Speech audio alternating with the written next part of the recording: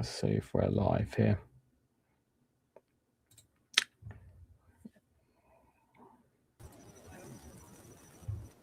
Right. I've just set it to live now. I'm just going to wait and see if it'll pop up on YouTube.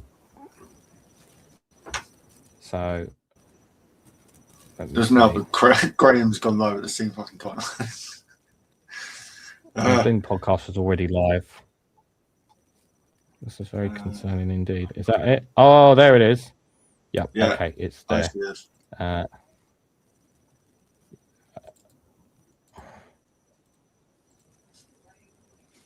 We are here. Right. Are you still in that other live stream? Can you? You're not still in that other live stream, are you? That's right. Shall's just put the link up. Okay. Cool. Right. Give me a sec. I'm just going to do a slight edit. I have no idea. I need to do a quick edit on it. Guys, give me 1 second. I have no idea why that did not work.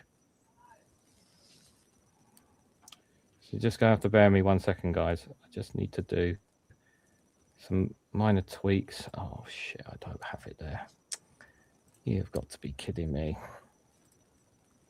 Do I not have it? I don't have it here. Seriously? Well, you're going for a background, guys. Yeah, it's just the I'm so angry right now because I don't know why StreamYard has done this. Everything was fine. It was all in the right settings. Like, it was literally the right live stream. You were on the right link, guys. And for whatever reason, there was no link. And I have no idea why, guys. I have no idea why. It was the fucking Russians. It's Trump and his anti-climate policies. That's what it is. Yeah. Lee Zeldin of the fucking Trump's gremlin in EPA. Right, give me 1 sec. Before we get started...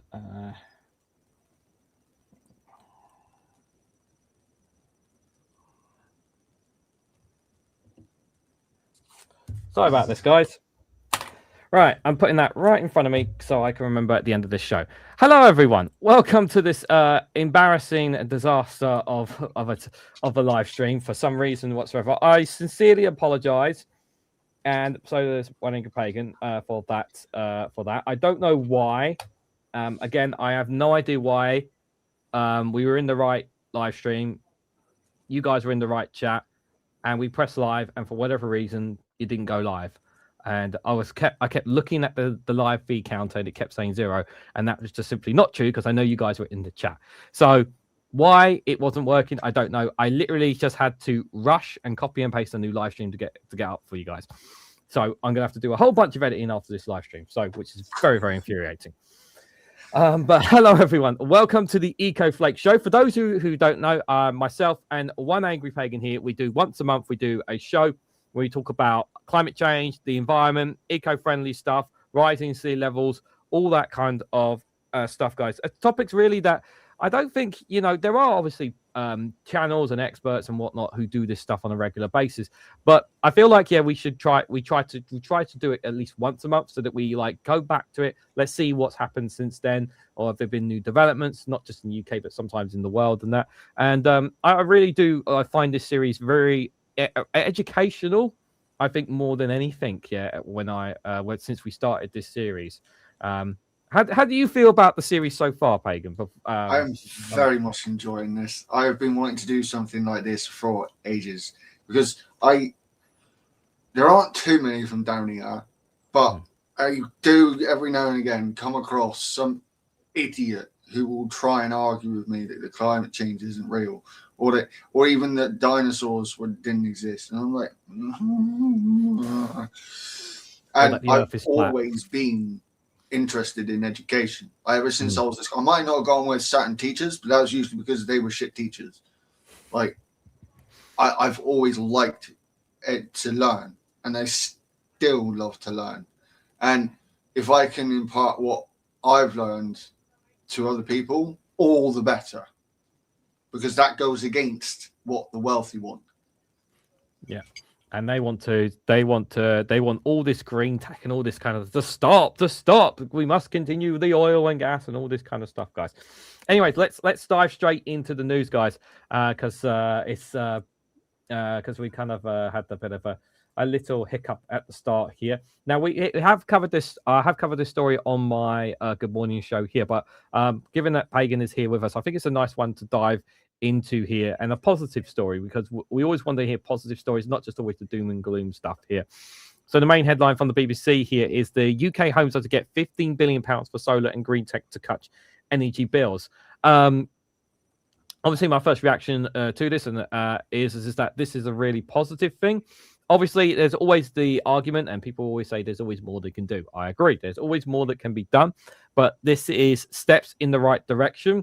And we need to be pushing more towards green tech anyway. And solar panels should be something that should be literally on every single home at this every single home, and we should be doing everything we can.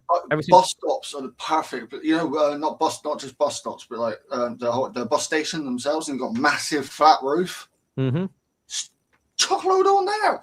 Train stations, for crying out loud.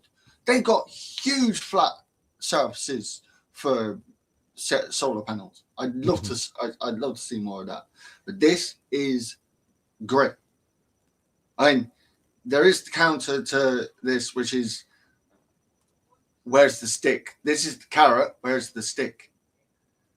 For the to get your building to get your building contractors and whatnot to make this standard for their builds. Where's the stick to make them do this? However, I do still love the fact that 15 billion is going into this. It's not chump change. No, 15 billion is a huge amount of money. The other thing as well when it comes to green tech. Oh, Mikey, good to see you there in chat. Mikey, can you let me know on the email? By the way, I did email you. I haven't seen a reply from you. I just wanted to confirm whether you're still up for that roundtable next month. Just so I can put you down for it. If you can let me know as well, because obviously I want to just make sure that when come around the round table, I send you the link and all that kind of stuff, my friend. Yeah. Missing his streams. I keep missing his streams. I'm out. Earlier I was out with. Thanks, Mikey. Appreciate it. Yeah, guys, do check out the BIM podcast whenever you get a chance. I know the guys were just live. I don't know if I'm assuming you guys have finished live streaming. I know you guys were live for a bit, but do check out the BIM podcast. Do great stuff. As does Jow as well in his YouTube channel, as well as Dave McGuinness, our good friend as well. There was live streaming not once but twice today. So he's been very busy, a very busy man indeed. So if you guys can give some love and support for them, it'd be greatly appreciated as well. We're talking obviously about UK homes and obviously in reducing the energy bills of people as well. But that caveat there you were just mentioning, like, what are we doing to encourage businesses to make sure that their buildings have solar panels? What are we doing to make sure, like I've mentioned it before about car parks should have solar panels put on top of them, because car parks are mainly very secure places anyway. So if you put solar panels on them, the chances of them getting stolen are very slim. Obviously, there's always a possibility of solar panels getting stolen anywhere. But I just feel like if there are plenty of places in the UK up and down where there are secure places where you can literally put solar panels in, and it's like that's free energy right there that can go into the energy grid, into the national grid, right there. This isn't just solar. This is like there's the green text one. The way I understand this is going to be like money for heat pumps and for retrofitting houses and whatnot to upgrade the infrastructure, because you remember a few months back when I said like all these up and coming tech, and the tech we've already got, but the upcoming tech as well, is all well and good, but our infrastructure is from last century still. Yeah, I mean, we're putting infrastructure in place for fiber optic internet, but where's the upgrading of the infrastructure for the energy grid? Now, as far the way I understand it, there has been a lot of movement on this in the last year and a half, especially. Yeah, that's a good sign. I mean, that's a good thing. That's why I want to. Just private companies doing stuff like that. That makes that also reduces their energy bills as well. Yeah. Like, it makes logical sense, for businesses if they can afford it to do it.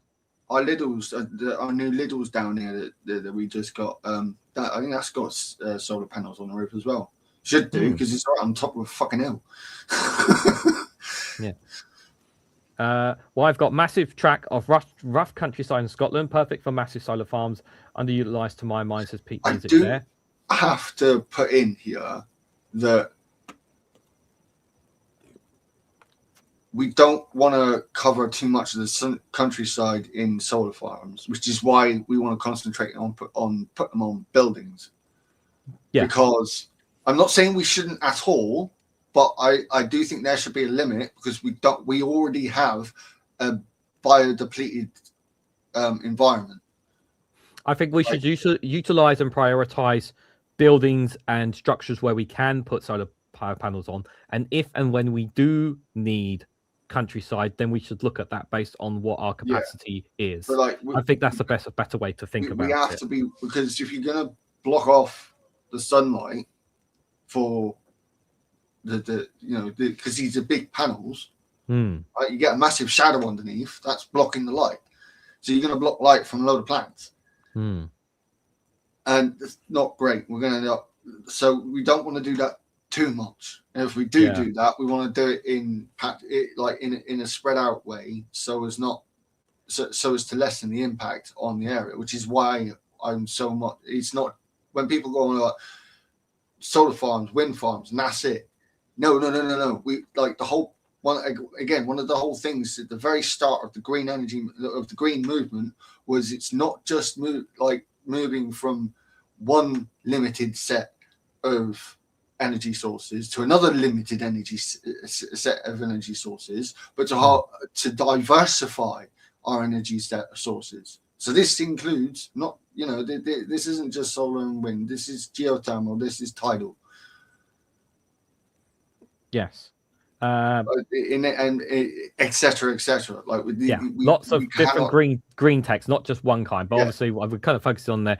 QA Library, good to see you there as well. French laws are great. They're gone covering car parks with solar panels. I remember Marcus doing a video literally in a car park showcasing the solar panels being put up, I think a year or two ago.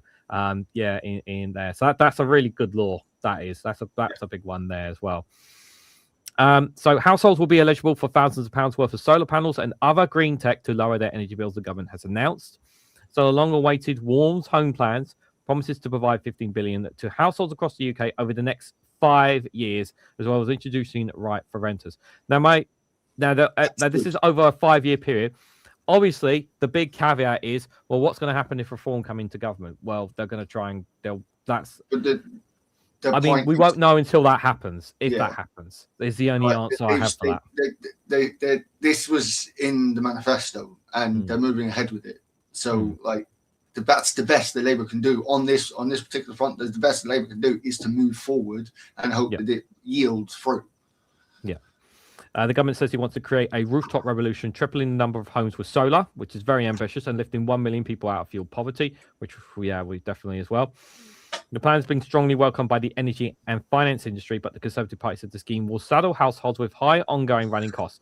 Now, this is my argument here. It's like, how does saddling it with high ongoing running costs? What is that coming from? Is that from paying off the debts for the solar panels? Is that I'm assuming that's where it's coming from, because obviously it must be income, upkeep for it and looking after it. I'm like, but you still got to pay out loads for boilers, and councils still have to pay out loads for fucking gas boilers and shit. So Jao says there's investment in future tax saving and excellent environment, also it's strategic for energy independence. Yes, exactly there. Exactly. Pete said, question to Pagan, what about planting a low light type plants under the panels, like mosses for etc.? Do these kind of type of plants help at all? Yeah, but once again, we're kind of getting into bioengineering there. We've already fucked up our land with the farmers and the landowners making the countryside. What we call the countryside is not natural. People have to understand that. The most natural places in these countries are some of the forests and some of the moorlands. and especially when you go into Wales and further north, you got more of the mountains and whatnot. That's your natural stuff. Farmland, the countryside around it, that's artificial. So I do as it is, we're trying to rewild. So we can't.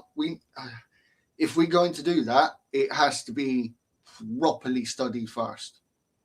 I want to see. If we're going to do that, I want to see multiple studies on the subject before I accept it. I have not read the EU report on solar panels and farming QA library. EPA study to come into the same results part of France and in California solar panels at certain height and distance. I'm pretty sure so California obviously has been a state that's been utilizing solar panels quite significantly there. I definitely know that.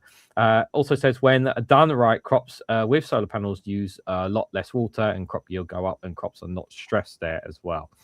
Yeah, I mean, there's also one of the programs that Labour also put a load more funding back into, I will add, was the regenerative farming tryouts around the country, and that's yielded in the farms that have done it. They've yielded some good results. Again, it's not absolutes. We're dealing in science, not in ideology. So we're not dealing in absolutes here. Yeah, but the trend is good when it comes to regenerative farming.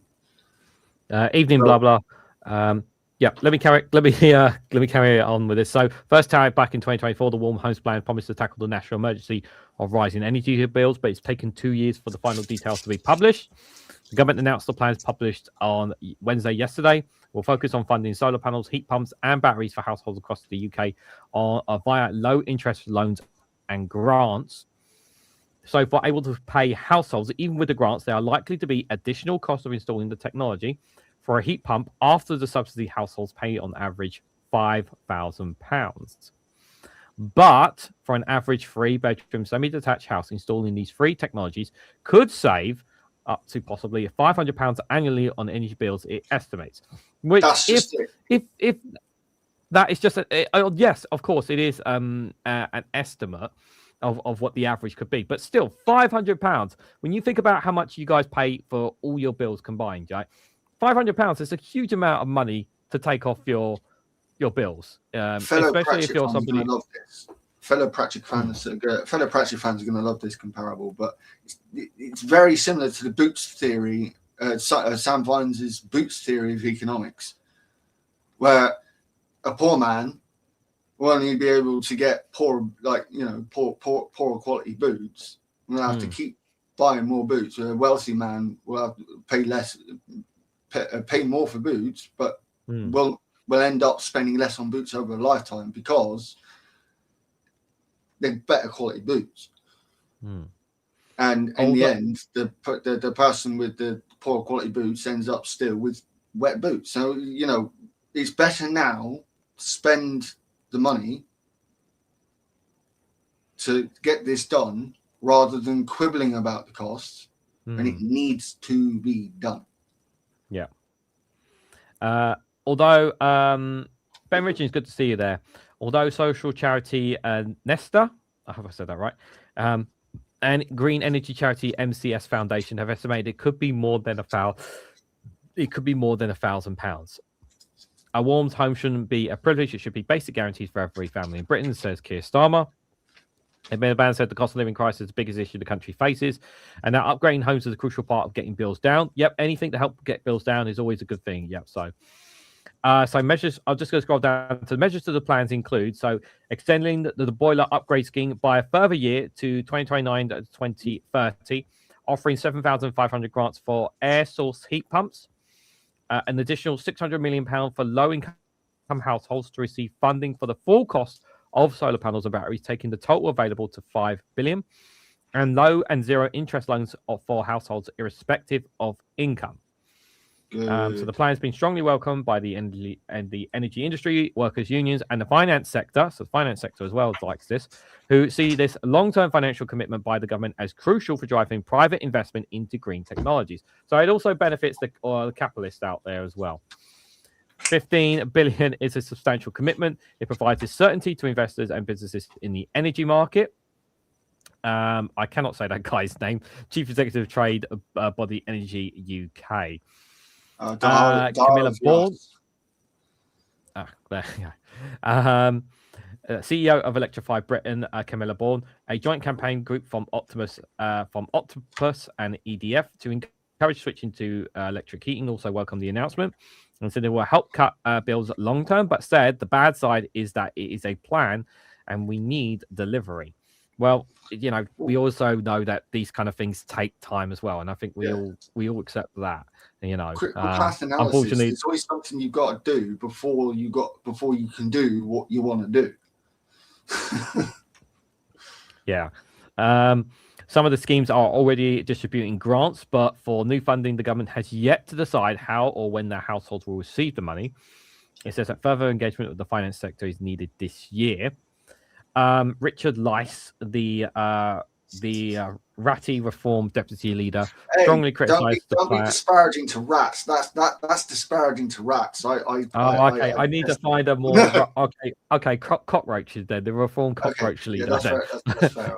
Strongly criticised the plan and said it was a scandalous waste of money. After £15 billion of taxpayer money, cash buying into Chinese-made solar panel batteries and heat pumps. That is bad for British industry, even though he may have invested in green energy on his own home, but he doesn't want anyone to know about. May have. Mm-hmm. 2/3, 68% of the solar panels imported by the UK came in from China in 2024, according to HMRC trade data. Well, you know, they're cheap, and we need solar energy, and they're good quality. Like I understand the whole. I could understand someone saying, "Why don't we build our own solar panels?" I was like, "Yeah, but the materials are not cheap, and it's much easier to just ship them from China." Not only that, but like actually refining, like producing and refining rare earth metals, which is important for this, is it's a very toxic procedure that's dangerous to the local environment, as has been explained in several different documentaries I've seen, and definitely several different papers that I've seen documenting different cities or different settlements around China where these refining places plants are, and these kids growing up with cancer because of the shit leaking into the water. Miliband told the BBC that the works are underway to diversify supply chains and that the government was seeking to unwind that concentration through investment in the UK. And the Prime Minister, I believe, next week, he's literally visiting China as well. So maybe there might be some more coming. So maybe something more that will benefit the green energy. Something more to jab Trump in the fucking ribs with.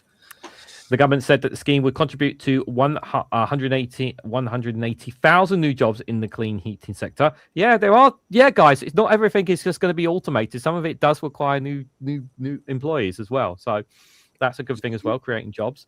Although some of these are likely to be from retaining existing engineers. Well, there are still going to be jobs there. The original plan had focused on ramping up installation from homes, which was considered a cost-effective way to reduce heat loss from the UK's leaking housing stock.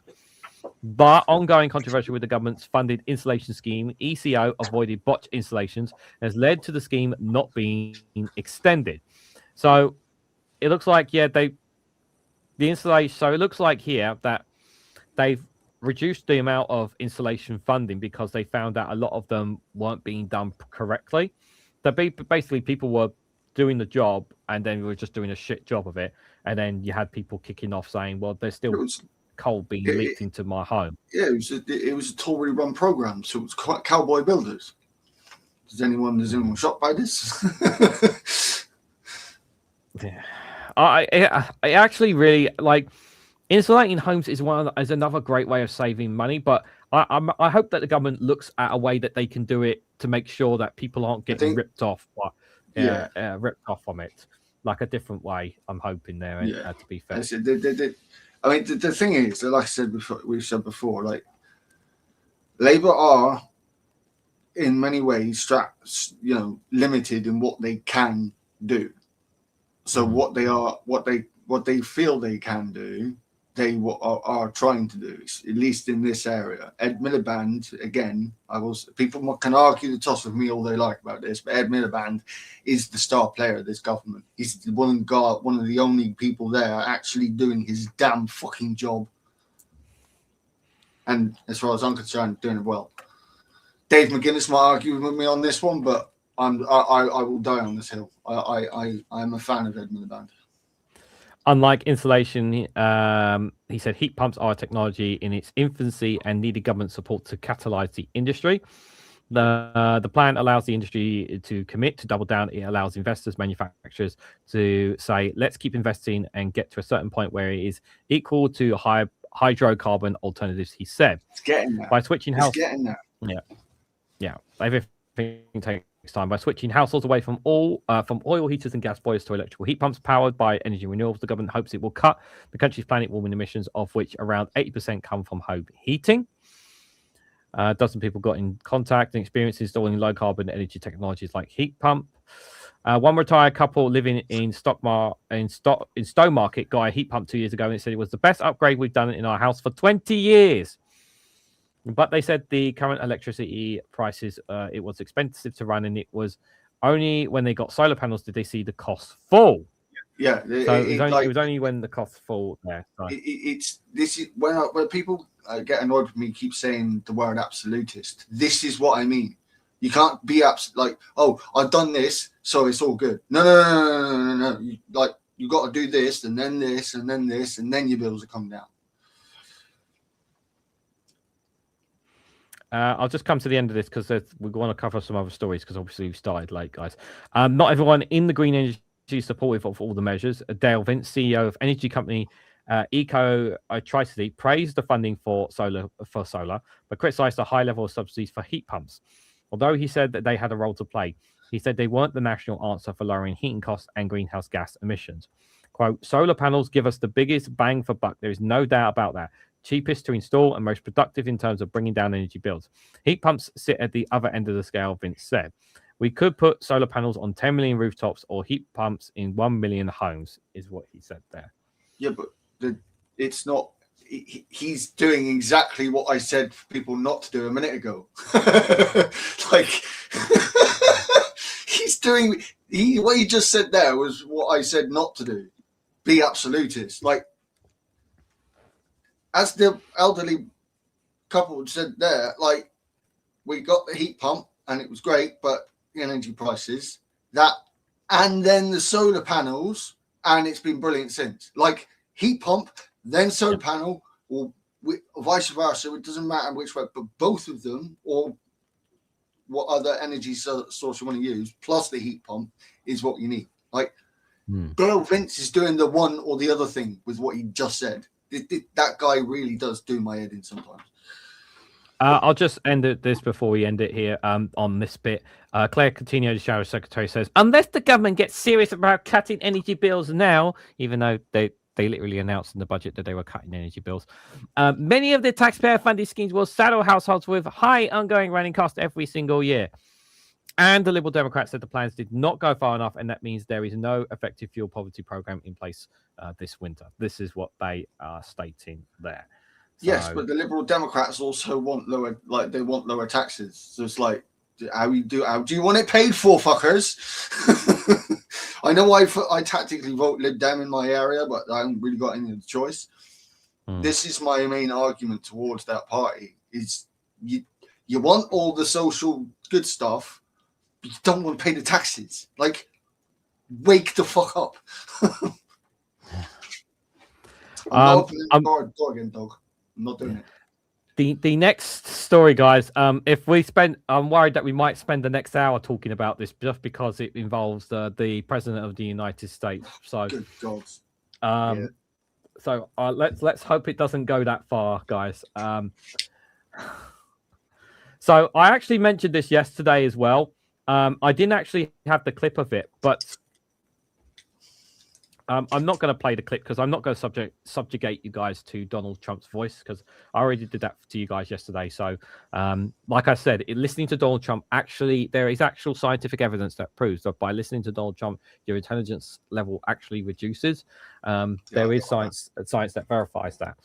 But once you stop listening to him, it actually comes back up. So, that's just that just it's a proven scientific analysis there. Don't It's got to go prolonged periods without listening to a damn word he says. Yeah. I'm an expert on this, guys. Trust me. Okay. So Donald Trump basically launched a fresh attack on the UK over the North Sea oil. So in his long ass winded speech, which I subjugated myself to when he did it, he mentioned the UK and the North Sea, oil. Scotland's oil, shall we say? And I'm really terrified of this because this, especially if we get a reformed Russian government in Westminster, because I said this yesterday, and I'm just going to remind you guys here today. If we get a reformed Russian government at the next general election, and it's all hypotheticals here, and if the tirade, crazy man Donald Trump is still in power, we could end up with a situation where, well, basically they're going to pump they're going to basically build as many drill, shall we basically say, and burn as much oil and gas out of those North Sea oil and pump it all onto the markets, and not a penny of that will come towards any of the devolved nations, never mind just for Scotland, where it comes from. Shit needs to stay in the seabed. This is where I'm coming to argument with some of our Scots friends, because, like, yes, it's Scottish oil, but it shouldn't even be being brought out of the fucking ground in the first place. Yeah. So the Oompa Loompa had launched a broadside attack against the UK's green energy policies and claimed that mass migration has rendered Europe unrecognizable. Mr. Trump warned that between immigration and energy, if they don't change, bad things will happen to them. Bad things are going to happen. Wait, hang on. Okay, hang on. He's targeted Starmer's stance on it, and it's like, okay, but it's Ed Miliband that's pissing all the fucking oil and gas companies off. Like, it's him that's but he pissing doesn't know who. all. Yeah, but but he doesn't know who Ed Miliband is. If you say to Donald Trump, Ed Miliband is doing all this, he will say who, because I mean, the bosses of the oil and gas companies know his name. Well, they do. They do, yeah. But if you ask Donald Trump, he doesn't know who that is. During an address at the gathering, he specifically targeted Keir Starmer's stance on the North Sea oil and gas. Mr. Trump, a vocal critic of what he labels the green energy scam, contended that the UK government has made it impossible for oil companies to develop North Sea reserves. He said, the United Kingdom produces just 1/3 of the total energy from all sources that it did in 1999. Think of that. 1/3, and they're sitting on top of the North Sea, one of the greatest reserves anywhere in the world, but they don't use it. And that's the reason why their energy has reached catastrophic low levels with equally high prices. We haven't got high prices, very low levels. Think of that. 1/3, and you're sitting on top of the North Sea. We don't have low energy levels. What the fuck is he talking about? What the fuck? We don't have. Yes, we have high prices. We don't have low levels of energy. Like, what? What? They like to say, well, that's depleted. It's not depleted. It's got 500 years. They haven't even found the oil. The North Sea, the North Sea is incredible. They don't let anybody drill. Environmentally, they don't let them drill. They make it impossible for the oil companies to go. They take 92% of the revenue. So your oil companies say, we can't do it. We do 90% of the revenue. Like, excuse me? You tell... I fucking dare him to go and tell people of Scotland that. I actually feel really vindicated in my fandom of Ed Miliband here, because he is pissed off. Not only is he pissed off the American fossil fuel companies enough to get them to go and have a bitch at Trump about it, but because Trump doesn't know his name, he goes without the punishment. Starmer takes it all. Fucking Ed Miliband has played a blinder one here. Yeah.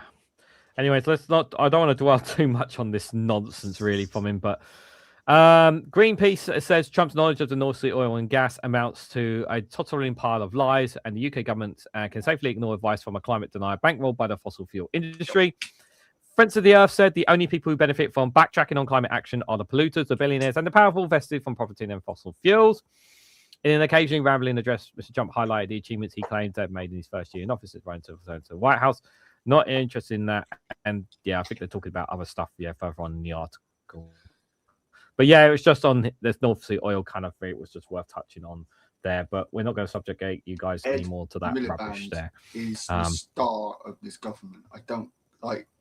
There are a couple of other good ones. Don't get me wrong, but Ed Miliband, he's playing blinders here. I tell you what, I'm very fascinated by this story you found, Pagan. This one here from Energy Live News. This is a very fascinating one. Regular updates from these guys. So green generators are getting more access to network. UK power networks open grids to renewable curtailment slashed to 2%. So renewable generators are gaining far greater access to the electricity network as UK power network distribution system operators, open up grid capacity. So solar, wind, and battery projects now have more reliable routes to market, allowing schemes to scale and operate more effectively. So UK Power Networks DSO says flexible connections and active network management have delivered 98% of network availability. Curtailment has just been cut to 2%, down from 8.7% 2 years ago. That's a substantial drop. So that means generators can export more power, maximizing revenue and pushing more low-carbon electricity into the system. Yeah, because one thing nobody wants whenever it comes to any kind of energy or any kind of resources that we have is we don't want it to be wasted. We want to use as much as we possibly can. I think everyone here agrees with that. Already 49 distributed energy resource projects with a combined capacity of 500 megawatts are benefiting from the approach. The DSO's operation team acts as an operational partner to generators once they connect to the network. It monitors energy flows in real time to maximize exports and minimize curtailment.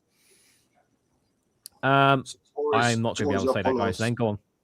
Sotiris Georgiopoulos, director of DSO at UK Power Networks, has said, as a DSO, it's our responsibility to help generate customers deliver more green energy effectively and support the UK's transition to net zero. By driving down curtailment and ensuring generators have more opportunity to export energy on the grid, we are bringing more energy to people when they need it, he said. He also said that the new model has already saved customers 91 million and unlocked an extra 160 gigawatts of renewable power. It's kind of hard. People aren't feeling those energy bills going down yet, but over time, cross fingers, it does start to go down. It will eventually. The more the green energy generators are, renewable energy generators have more and more access, and this form of technology is a lot more efficient. It's just going to outcompete the fossil fuel companies. It's one of the reasons that going back to Ed Miliband, the fossil fuel companies keep bitching at him because they're more interested in protecting the oil market, the petrodollar, and all that kind of stuff. Ed Miliband and the green energy transition is a massive threat to all of that. Yeah, Ed Miliband once again here showing that he's not just all talk. This project's a great example of how we're enabling smarter network management. He added on top of that as well there. Small nationalized. As the socialist, I wish it was nationalized, but I get that we don't live in that system. So I get that if this is the fastest way to get green energy as the main supplier. I mean, I think it already is, but as even more of the main supplier, then yes. Would they need to decouple wind and solar from gas power prices? Yes, 100% agree, QA Library.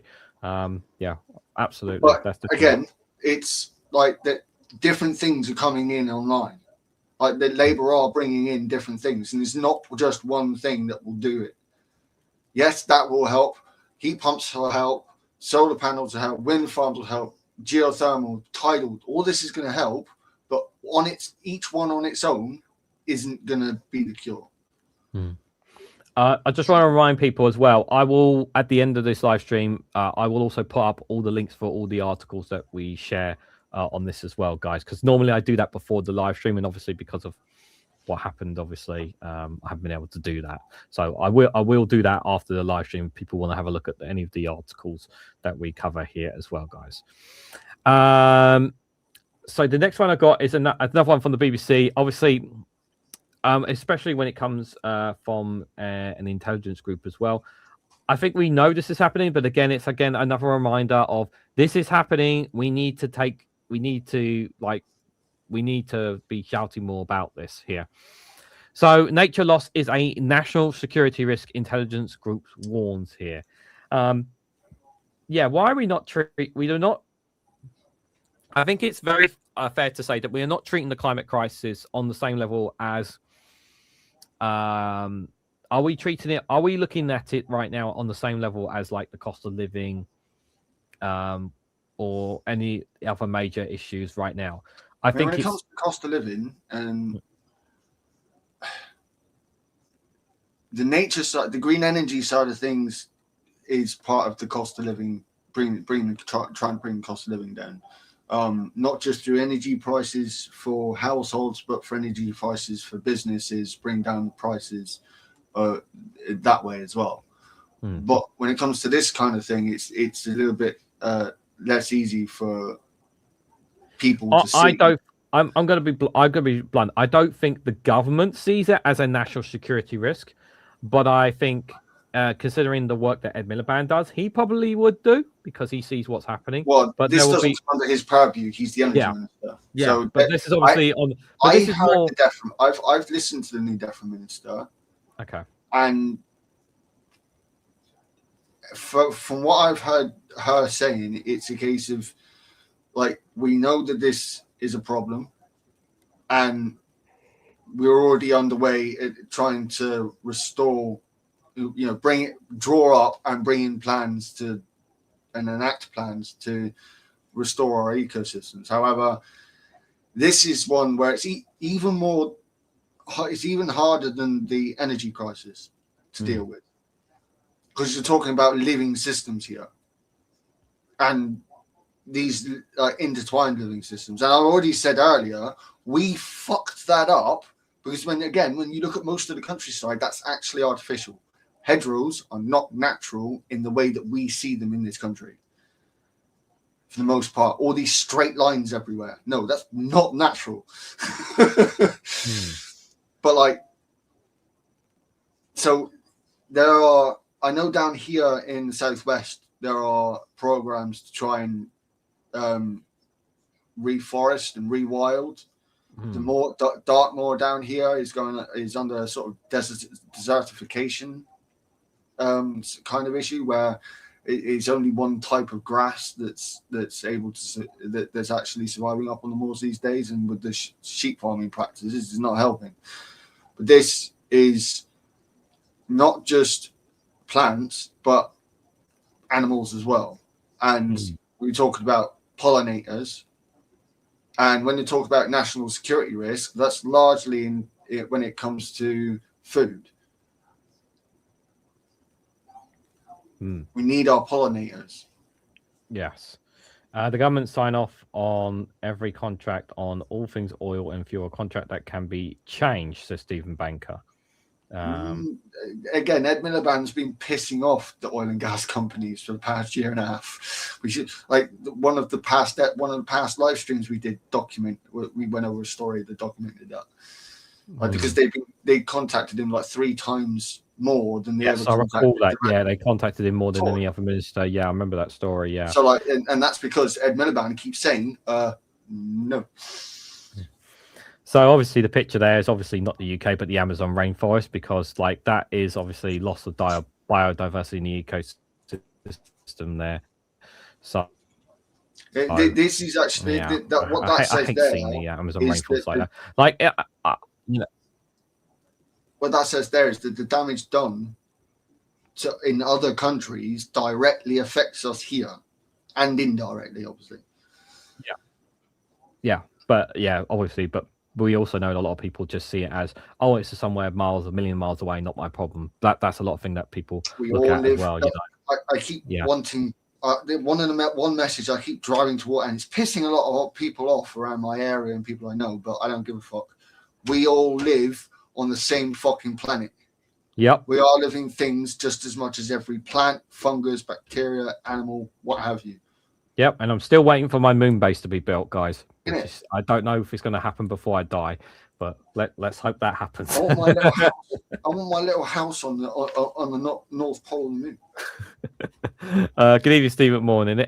Good evening to London Cheesehead and anybody else lurking in the chats. If I haven't said hello, by the way, as well. Hope you guys are all doing well. Right, let's read into this, guys. So the decline of the health of nature around the world poses a threat to the UK security and prosperity, and the Intelligence Committee has concluded in a long-awaited report. So the document warns of cascading risks from degradation. Thank you, of some of the planet's most important ecosystems, including conflict, migration, and increased competition for resources. Yes. Yeah, ever more desperate, bigger players are for resources. That's definitely happening. Pointing to the UK's reliance on ecosystems that are on a pathway to collapse, such as the Amazon rainforest, the report warns of rising food prices and says that UK food security could be a risk. In response, the government says that nature underpinned the UK's security and prosperity, and that report would help it protect for the future. The 14-page report was published by the Department of Environment, Food and Rural Affairs, DEFRA. The BBC understands it was put together by a joint intelligence committee which oversees security services in addition to input across government. The report draws on scientific research and expert judgment to assess a reasonable worst-case scenario for the impact of nature loss on the UK's security. It highlights 6 ecosystem regions which it calls critical to the UK's national security based on the likelihood of these ecosystems collapsing and the impacts were they to do so. So they include the rainforest of the Amazon and the Congo Basin. Yeah. The boreal forests of Russia and Canada. Yep, there's got people. Yeah, obviously the large forests there. The coral reefs, of course, and mangroves of Southeast Asia and the Himalayas. Yeah, they're missing something there. You're missing one. The massive kelp forests in not just the Pacific, but over on this side of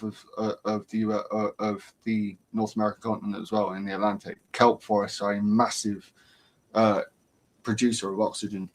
Where was I? The ecosystem are on a pathway to collapse, the report says. Current rates of nature loss continue, but exactly when this would happen and how long it would take is uncertain. So this looks like, at the moment, it is still definitely on the pathway to collapse. But we just don't know. This does prove, however, that this government is paying a whole lot more attention to this shit than the last 6. Yep, that's true. The report draws attention to several possible impacts on the UK security from ecosystem degradation and collapse, from rising migration and geopolitical competition to a higher risk of pandemics and economic insecurity. But perhaps the strongest words are reserved for the potential consequences for UK's food supplies. So the report says that the ecosystem degradation or collapse will change the UK's food security, pointing to its reliance on global markets for food and fertilizer. If major food production regions were hit, some foods would become scarcer. Scarcer, thank you. I don't know why I couldn't say that word. Driving up prices globally and potentially restricting choice, the report says. But the report warns that the UK is unable to be food self-sufficient at present based on current diets and prices. Its full self-sufficiency would also require very substantial price increases for consumers. This was when I first got onto Brexit, right? This was one of my first arguments I came across that I had with Brexiteers, right? Was because one of the arguments just being chucked at me was, well, we could become self-sufficient, and I'm like, what? Self-sufficient with this size population? Are you fucking stupid? And it turned out, yes, they were.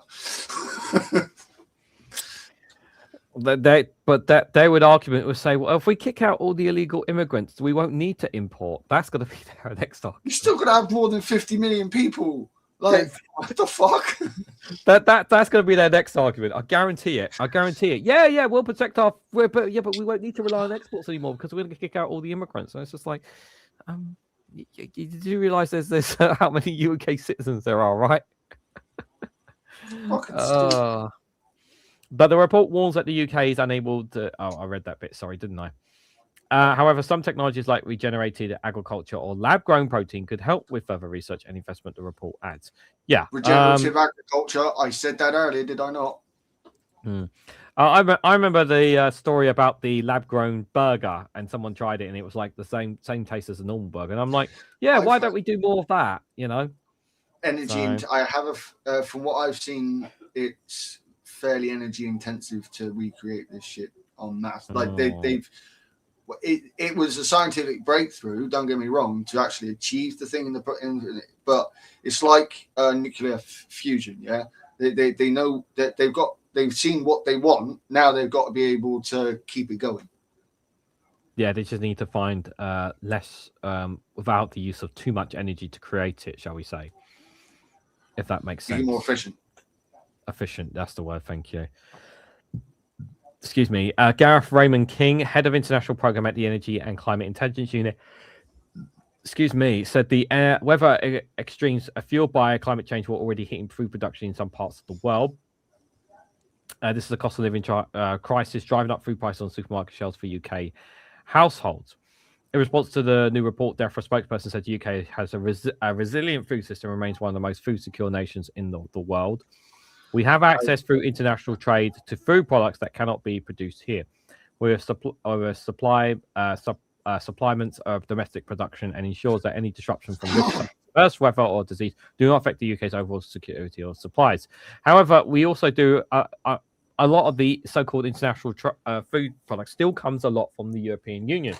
And when it comes to priorities, they're going to prioritize the European Union first before supplying anything. This is why Starmer is and number 10 are really trying to, broaden their ties back up with the EU again. Whilst at the same time not cause a national argument, yeah, if possible. The document should have been published in October, but was delayed. The Times reported that number 10 had blocked the report's release owing to fears it could be considered too negative. Government source did not dispute this interpretation when asked by BBC News. Well, why would they have been too negative? Was there something bad? Did something bad happen in October to the Labour government? Something really bad at the time. I mean, that might have been the reason they delayed it. This is the Times reporting it. Well, it was a month before. Was it around the time of the budget? Wasn't it? October was when the budget came out, wasn't it?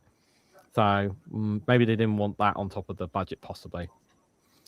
The government has faced accusations from some green groups that it is retreating from its promise to protect nature.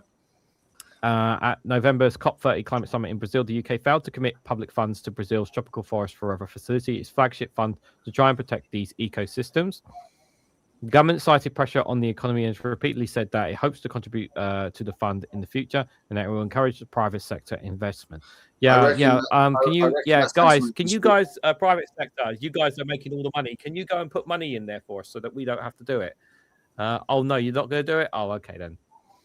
Well, I mean, again, like you can't make private, private investment. The thing is, right, and I've been finding this really frustrating because I get why.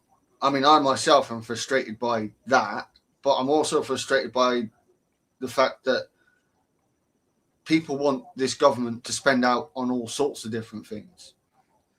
We just came out of 14 years of fucking Tories, for fuck's sake. We're still suffering from the effects of fucking Brexit and COVID, for crying out loud. And you want Labour to pay out for this as well? Like, be reasonable. I understand the frustration with the Labour government on this. I actually do. It's not like I'm a part of it's not like I'm a member anymore. Yeah? However, I am seeing the other side of this. Like, people want Labour to spend more and spend more. We just come out of 14 years of fucking Tories, Brexit, and COVID. Like, do we have a bit of realism here? I mean, I don't know, like, maybe, like, I don't know if the government could have spared, like, at least £1 million or something to throw something in there to say we've contributed something, but I don't know if they could have found £1 million behind the back of the sofa or something. Like, to at least... it's a case of, if they can get the economy going the right way again, if they can bring energy bills down and whatnot, if at least half of the policies they're putting through bear fruit, I'm not saying they will, but if at least half of them do, it is entirely possible that the sentiment said above about what them wanting to be able to pay into it in the future is true and real. Yeah. And I know for a fact that there are going to be some Labour MPs in there who genuinely do want us to pay into that. And in December, the government was accused of loosening protections for nature to try and boost house building. And my theory is that although they keep banging on about trying to build 1.5 million homes, I think it's realistic. I think they could build 1 million homes. I don't think 1.5 is gonna. They're not going to hit that target. I think they're going to hit that target. Again, they are having to do a balancing act here. Yeah, like they are. I had to have this argument with someone who was on the side of the housing. Of the house builders, right? And they're like, yeah, but like all these protections and stuff are just making it harder for us to build. I'm like, well, no, you want to make the house, the land rise so you can get more money for it. And they argued that toss over me with that. But look, I do understand that if we've got to build the lot really fairly quickly, then it's not all going to be done perfectly. My concern is that it's all well and good building 1.5 million new homes, hypothetically. Like, my concern is whether or not these homes are actually going to be homes for people who actually need them. I don't expect them to be top quality. Well, the problem is that they're relying a lot on the private sector. That's the thing as well. But again, look at it's like the water sector. Yeah. I am an advocate for nationalising the water sector. Yeah. It should never have been privatised. However much we lambast this government for not nationalising the water companies, it would cost a lot. Yeah, just put it. Hell of a lot. Just pile it on the debt. It's probably better to do it so that they run out of their contracts and nationalise it that way. Like it doesn't. I'm at the point where it's like, just put it on the tab, because we've already got a massive debt anyway. Just add it to the tab to nationalise it. The problem is we aren't just paying off the debt. We're paying off the interest of that fucking debt. Yeah, but we already got like, our debt is not as bad as other countries. Like, I think that price is worth paying considering what our water situation is in, because I just think all these underestimate the cost. No, I think I'm at the point where it's like just what's been happening with Southwest Waters, like Southwest Water, Southeast Water. Like, it's just infuriating me, and it's like no, I know. I do not. I agree with you, but I also see the bigger picture here, and this government could only have 5 years to try and get all this shit underway, and they've got so many things, so many crises they've got to try and put out, and people want them to nationalize the entire water. Do you know how much that would fucking cost? That would be billions. But we also want the government to pay out for social programs. That we want them to pay out for educational programs. We want them to pay out for housing programs. We want them to pay out for the energy program. So, like, there's only so far you can stretch this stuff right now. You need strong foundations to build the castle on. Otherwise, the castle is likely to fall apart over a fairly short period of time, like the RAC schools, for example. Yeah. Well, we're gonna agree to disagree on that anyway. there. I agree. I agree. I don't think it's as clear cut as we just like. Yes, we need to nationalize it, but I think it has to be done cleverly. However, the government points to its investments in flood defences and funds to support sustainable food programs as evidence to its efforts to protect the UK from climate change and nature loss. Despite conservation efforts, global biodiversity is deteriorating quickly, driven by habitat loss, climate change, invasive species, and other factors. A landmark UN report in 2019 warned that the rate of change in nature worldwide since 1970 is unprecedented in human history. Estimated that 1 million animal and plant species were threatened with extinction. We haven't seen this level of drop off since the KT extinction 66 million years ago, and even then, that drop off in biodiversity was nothing compared to 250 million years ago. When you start talking about the Permian Great Dying extinction, which killed 90 or 89% of life on the surface and 95% under the waves. Like the Earth has seen drop-offs like this before, but this time it's us that's having an effect, had an extra effect to it. And we are going to have to realize that we can't. I hate saying this. We're not going to be able to conserve all the species because they're not going to be able to adapt to the coming conditions. There are species that are likely to be able to adapt to the coming conditions, but this is why it's key that we concentrate not just on the green energy. The messaging needs to be on mitigating the crisis, not like reverse.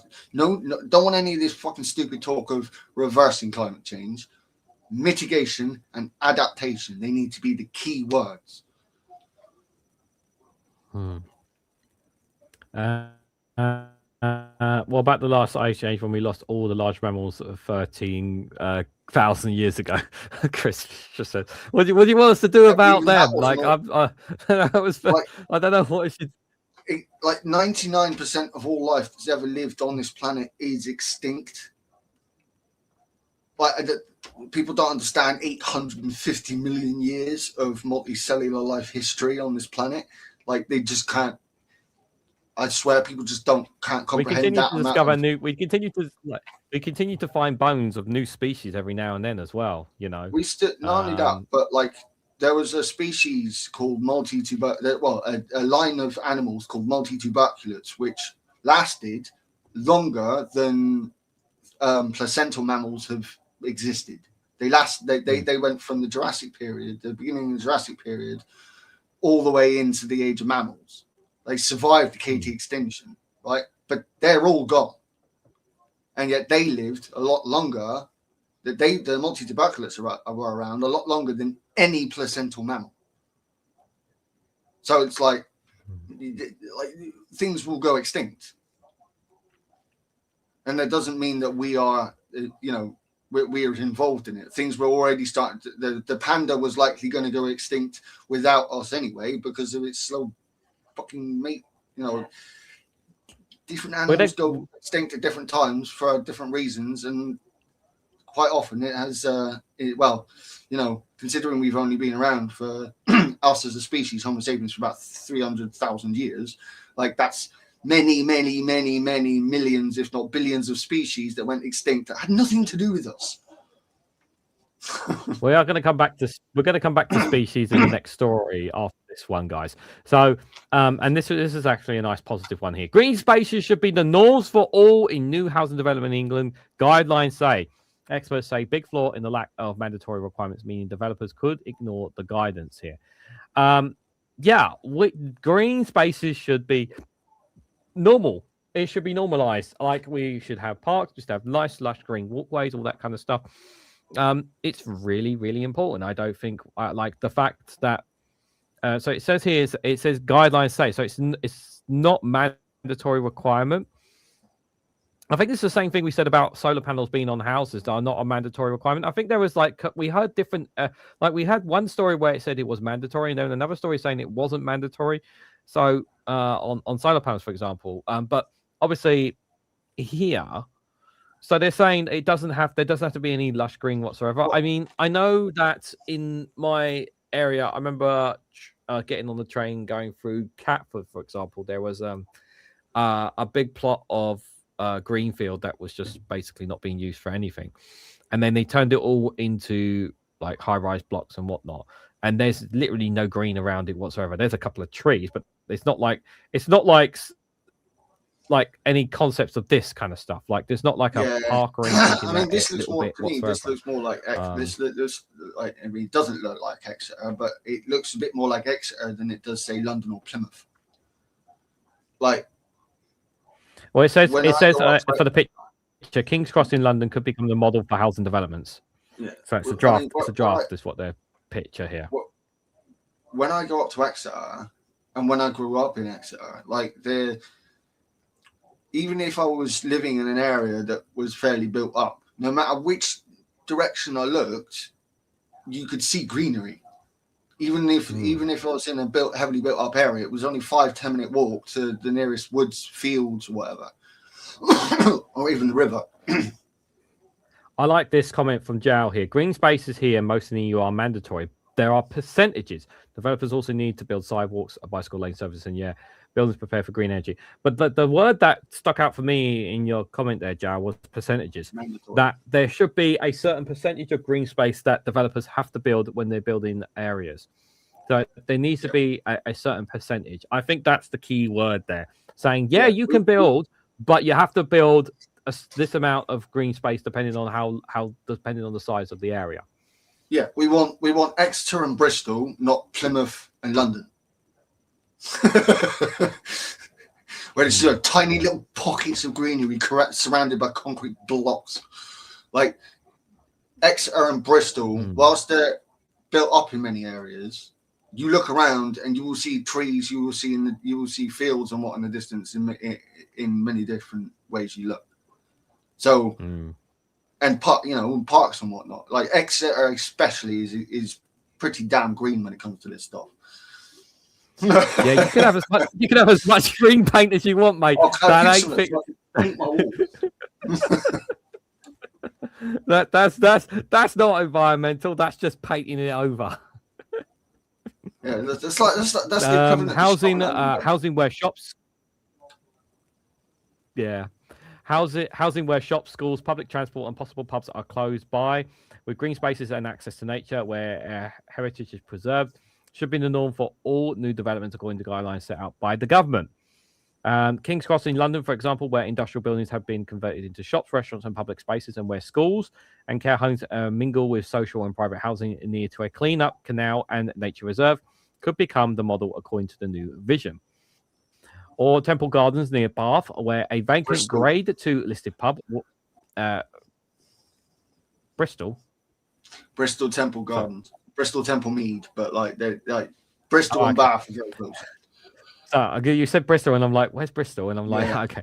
Let me carry on. Restored and reopened alongside new homes. The Ministry of Housing, Communities and Local Government has highlighted the case as the kind of community-focused developments these reforms will deliver.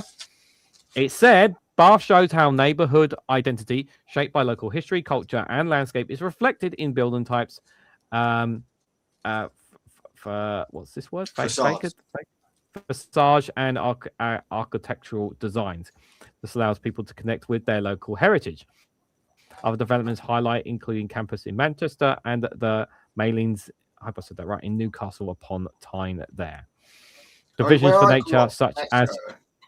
Where I grew up in Exeter, it was great, like field just right there, but it doesn't take long to either get into the city centre or down to the main train station or to one of the other or to St Thomas, one of the other train stations.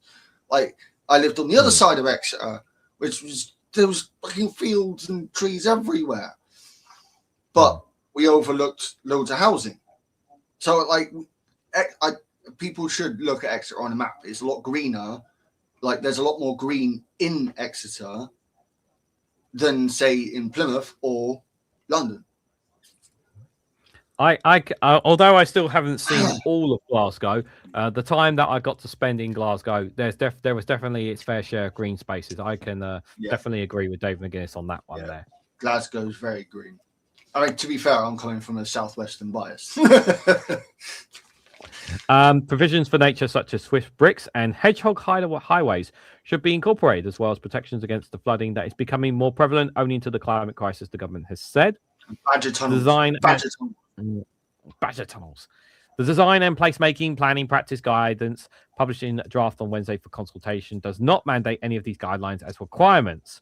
So it's leaving it open for developers to simply ignore them. Green experts told The Guardian that this was a significant flaw. Anna Holliman, the co-head of policy and places at UK Green Buildings Council, said the plans acknowledge the urgent need to raise the bar for new builds and integrate livability with climate mitigation, resilience, and nature.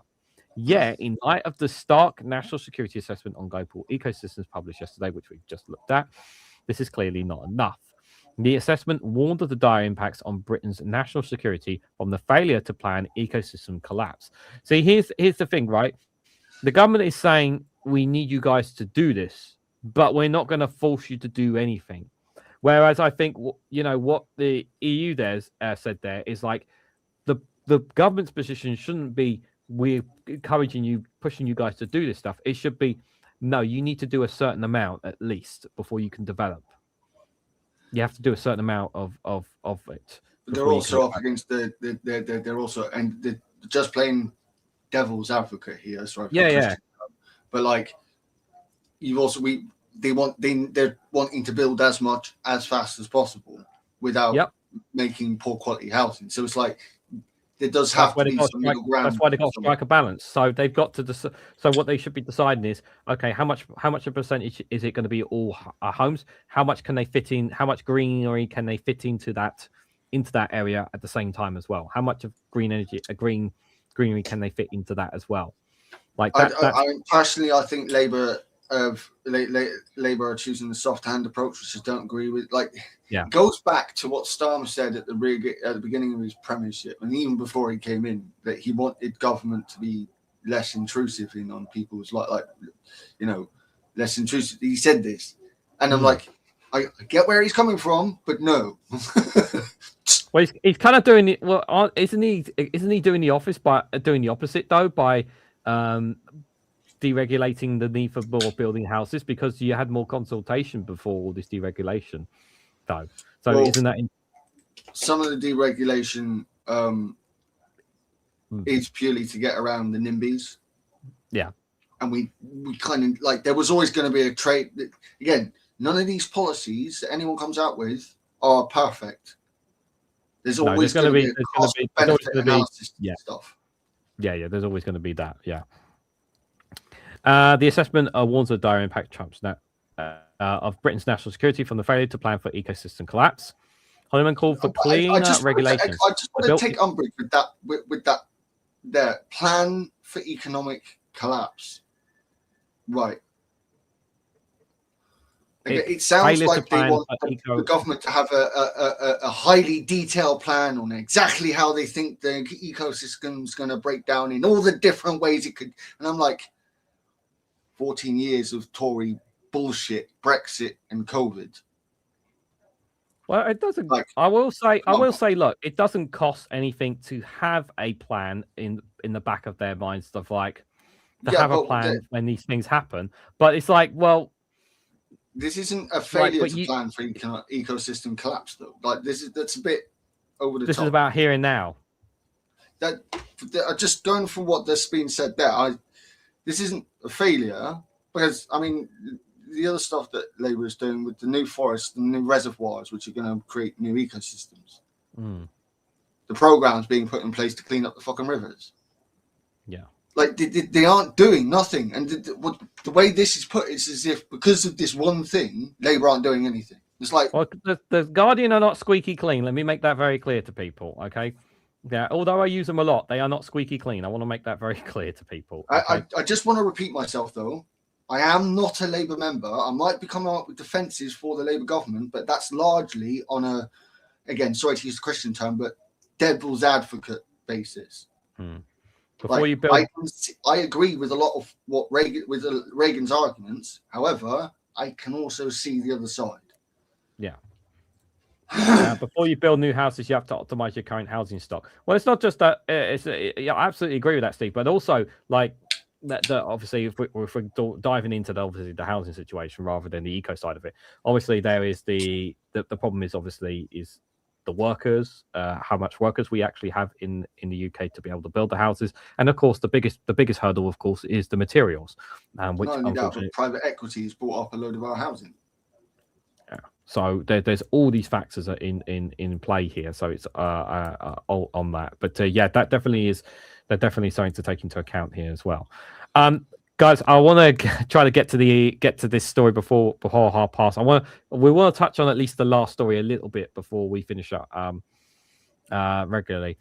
So Hollyman calls for a cleaner regulations. The built environment sector has the potential to be proactive contributor to restoring local places and wider ecosystems through biodiversity net gain, nature-based solutions and regenerative design. We need a systematic government response to commensurate with the scale of thank you, with the scale of the challenge, one that recognizes biodiversity and climate resilience as critical infrastructure to every neighborhood, she said.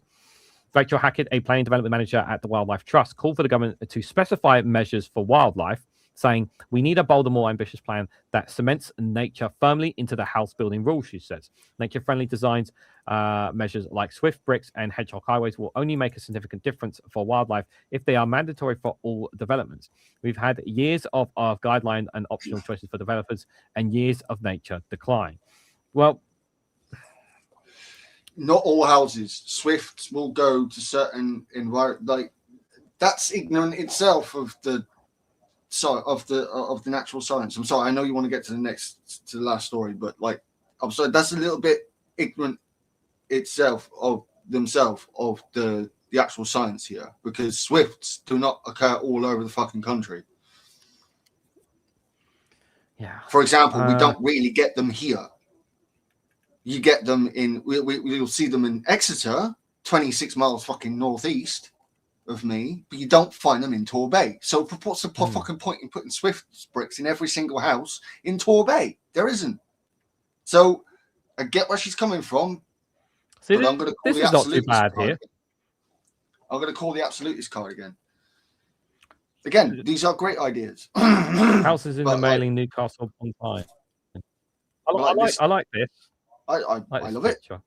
But like, again, you can't just provide for a species that's not going to be living in that fucking area. It's a waste of fucking money. I would say maybe depending on where the population is the highest, maybe that looking into where the populations are the highest. That makes more logical sense then, because then you're not wasting taxpayer money on building in places where they're not there. But whether you're on one side or the other on this, there seems to be too many people going for the absolutes. And I'm sorry, like, it's a whole lot more. Do you mind? Sorry, I got kicked.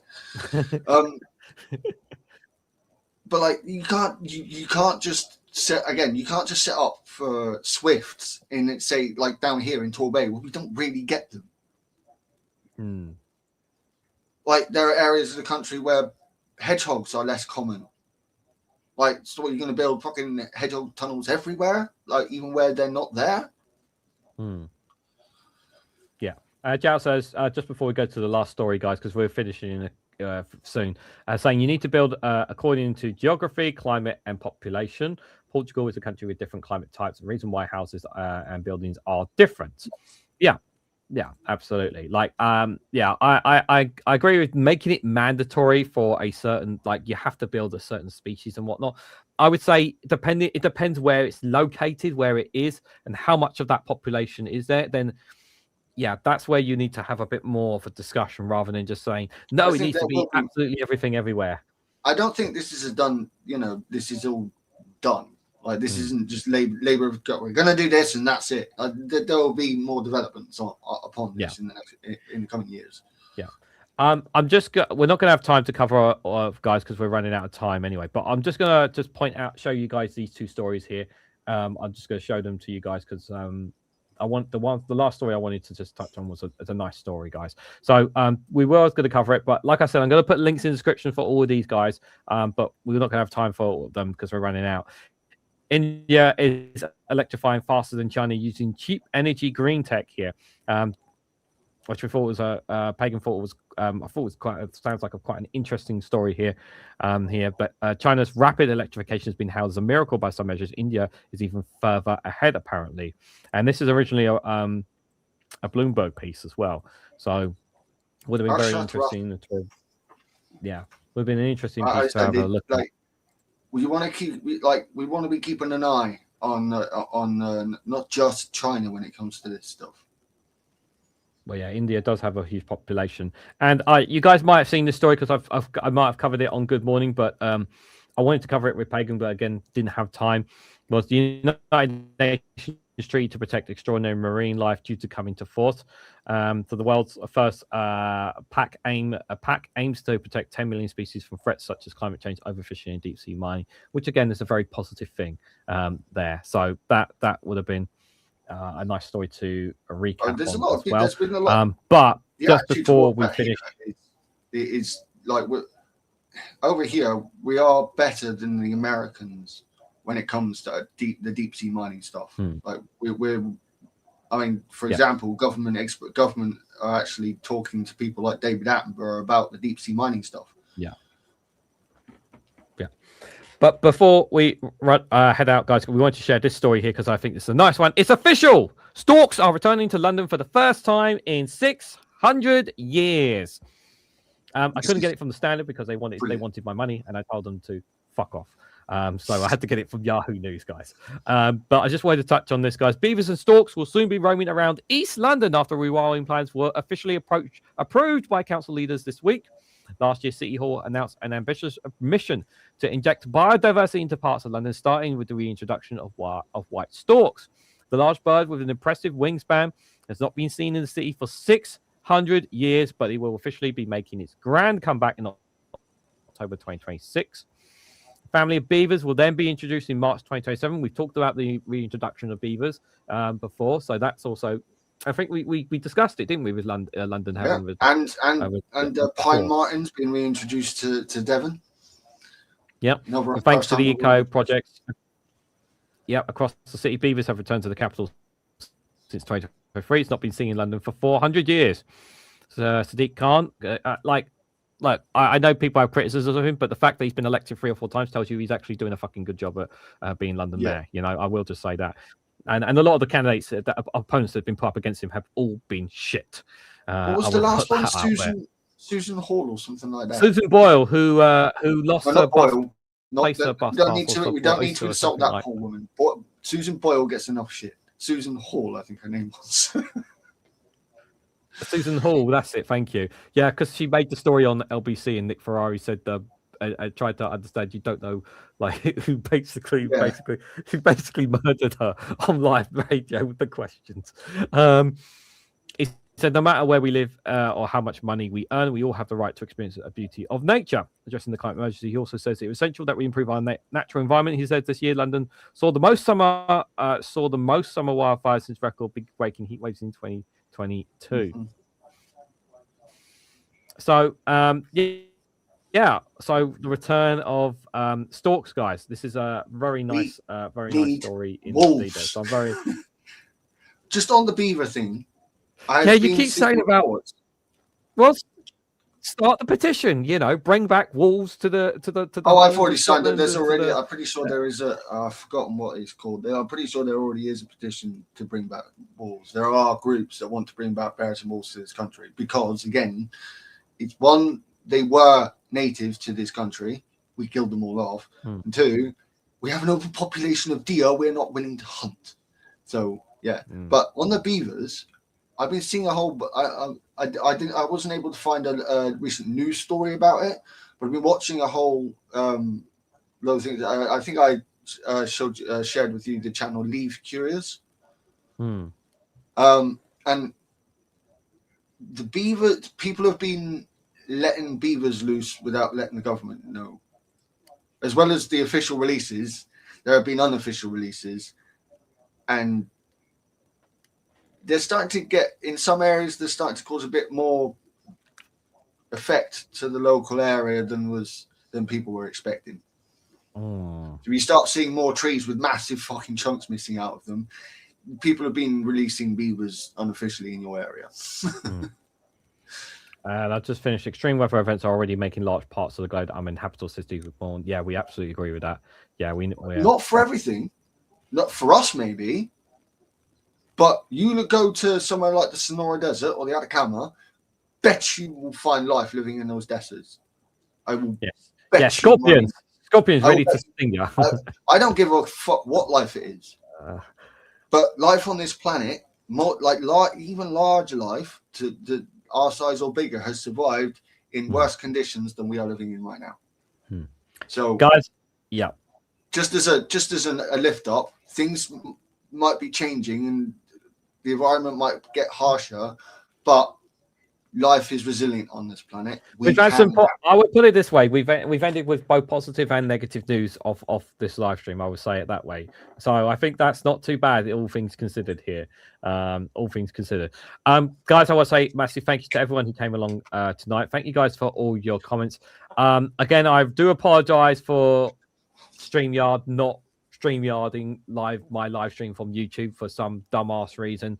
So that's why the live stream looks like the way it looks when you clicked on it, guys. So it's not me, it's StreamYard. They decided to screw me over. But I will fix the editing as soon as this live stream is over. So I'll have to get on that as soon as possible because I want people to be able to watch that. For some reason, guys, the last couple of days, people have not been watching my short videos. And I don't know why. If that's something to do with my appeal, maybe they've just stopped the algorithm or something. But my viewers have dropped off a cliff. I don't know what's going on. I don't know why people are not watching the short videos anymore. Yeah, so that's something that's really quite shocking more than anything, I think. So I don't know why people have stopped watching, because some of those shorts are getting less than 10 views, which is very, very concerning indeed. So I don't know why. Might have something to do with the algorithm. I don't know.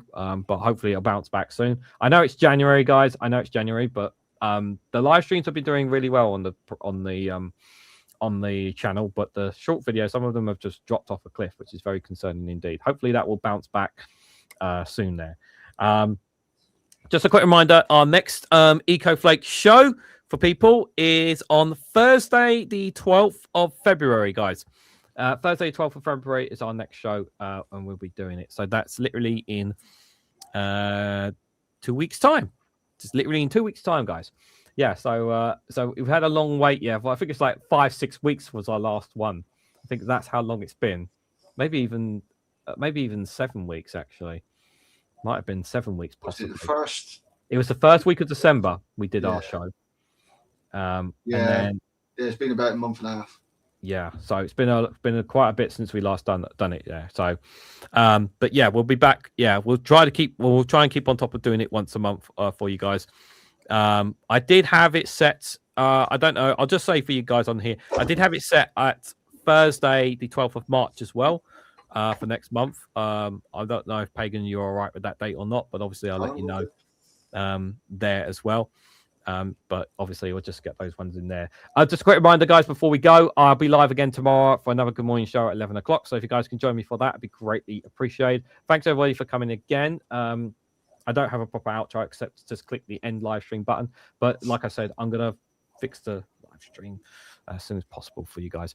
I should also point out as well, next Wednesday, I was originally going to host so Vanman Talks wanted to do a live stream with myself, Daily Blase, and myself and Daily Blase this Wednesday at 8 o'clock. Here, once I have the details a bit more, I'll let you guys know. But the scheduled live stream I had on Wednesday, the watch along, I'm going to move it till Friday afternoon. We'll have that at 3 o'clock instead of Wednesday night, guys. So you'll still have that series. So you're going to have 2 live streams on Friday next week instead of 1. So yeah, I'm spoiling you guys because I can. So so I'm just letting you guys know on that as well. And then next next week Thursday, guys, is the first non-politics live stream I'm doing. and we're going to be talking about films. We're going to talk about films. We're going to talk about movies. I want to talk about the new He-Man trailer, guys. Oh, yes. I don't know if you guys have seen that trailer. It came out today, guys. Very, very cool. Among I've many heard other rumors there's going to be a new Stargate coming out towards the end of this year or early next year. I can't. Oh, you know what? I might. You know what, Pagan? I'm actually thinking maybe I should have a guest on to talk about movies. You know, maybe you should just come on next week. Come on next week. I don't know. I have a pretty eclectic taste when it comes to films. Anyway, guys, thank you guys all again. Yeah, take care. Enjoy the rest of your evenings. If you can, please do subscribe to One Angry Pagan's YouTube channel. Link is in the description. And if you can, on your way out, hit the like button, share, subscribe, all that good stuff as usual, guys. So thank you all so much for watching. We hope to catch you all very, very soon.